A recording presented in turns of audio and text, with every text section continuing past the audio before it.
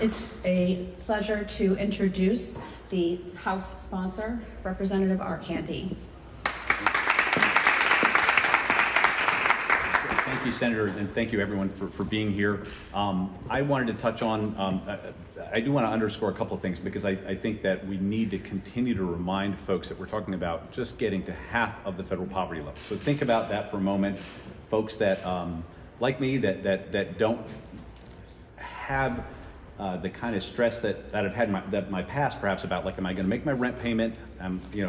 My car needs $450 worth of repairs. I got to pick between that and this and this. Am I going to lose my job because of that kind of stress that the senator was talking about is very real and toxic. But again, we're talking about folks already at at half the poverty level. You're really talking about bare minimums at best. So it's so important, I think, that we continue to look at this, and the fact that we have let it languish so long, just until last year. And I do want to thank the leadership in both chambers and the governor for moving forward with that. But at the same time, we obviously aren't done, and I think that's what we want to look at. So I wanted to touch on one other piece of the bill that I think is very important, which is to change the lifetime limit from 48 months to 60 months. The federal requirement is 60 months.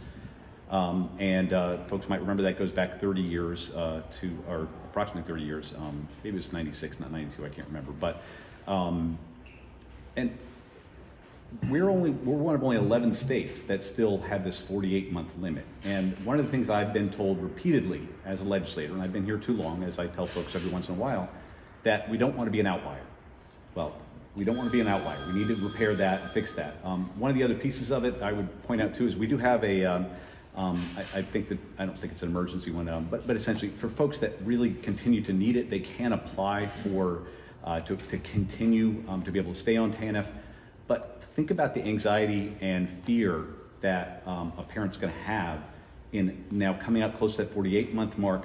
Now I've got to apply. Am I going to get this? Is this going to happen? Am I going to now be homeless? I mean, why are we even making people go through that? We should just continue, just make it simple, 60 months.